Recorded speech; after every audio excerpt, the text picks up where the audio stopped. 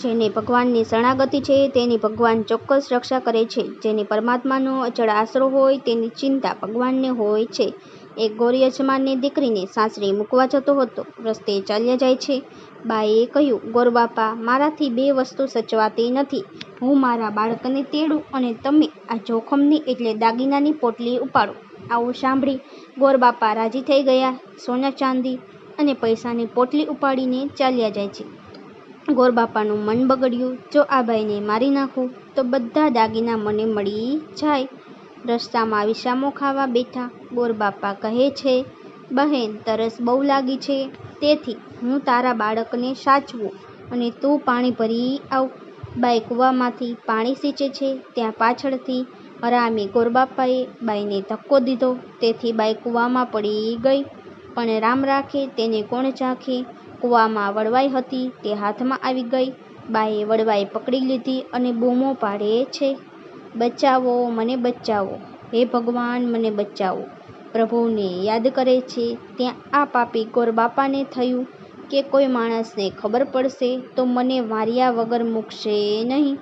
તેથી પથ્થર ઘા કરીને મારી નાખું. જ્યાં પથ્થર લેવા જાય ત્યાં કાળો નાગ વાટ જોઈને બેઠો હતો. તે હાથમાં વળગ્યો. હાથ તરછોડ્યો તો ઉછળીને પગમાં વળગ્યો. તરત ઝેર ચડી ગયું અને મરીને જમપુરીમાં પહોંચી ગયો. જમના દૂતોએ બરાબર દંડા મારી ધુવાડા કાઢી નાખ્યા. ખૂબ પસ્તાય છે.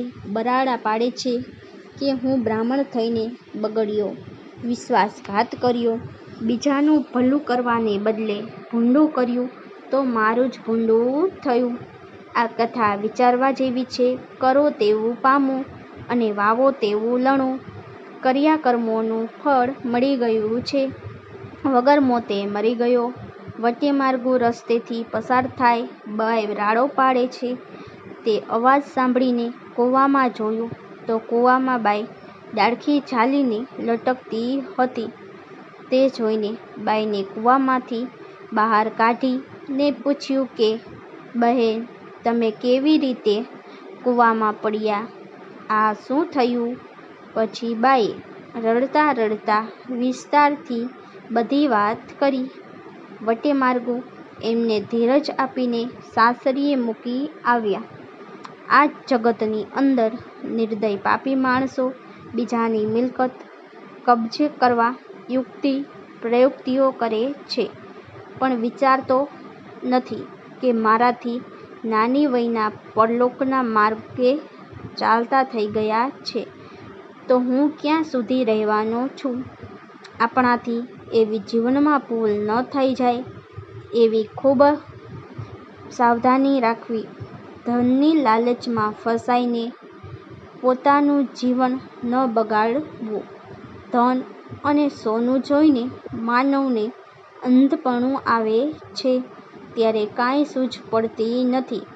2-4 દિવસ બહારગામ જવું હોય તો સાથે ભાતું લઈએ છીએ તો લાંબી મુસાફરી માટે કાંઈક ધન, દાન, પુણ્ય, ભજન, ભક્તિ, પાઠ, પૂજા, જપ, તપ, સત્સંગ, સમૈયા એવી ભાતાની તૈયારી કરી રાખવી જોઈએ. અંતે ખરું એ જ કરવાનું છે. ભગવાનને શરણે જે જીવાત્મા આવે છે તેને પ્રભુ સંસ્કૃતિથી મુક્ત કરે છે. જેને જગત સંબંધી ભોગવિલાસ વહાલા લાગે છે એને ભગવાન વહાલા નથી લાગતા. મોહમાયાની પાછળ જિંદગી ખલાસ કરી નાખે છે. ઈશ્વર સંસાર સાગરના તારક છે. વચનામૃતમાં કહ્યું છે, જેને ભગવાન વિના બીજામાંથી હેત તૂટે છે તેને ભગવાનને વિશે હેત થાય છે અને જ્યારે ભગવાનને વિશે હેત થયું ત્યારે તેને ભગવાનમાં અખંડ વૃત્તિ રહે છે અને જ્યારે ભગવાનમાં અખંડ વૃત્તિ રહે છે ત્યારે તેને બીજું કાંઈ સૂઝતું નથી. તેથી તે કૃતાર્થ થાય છે.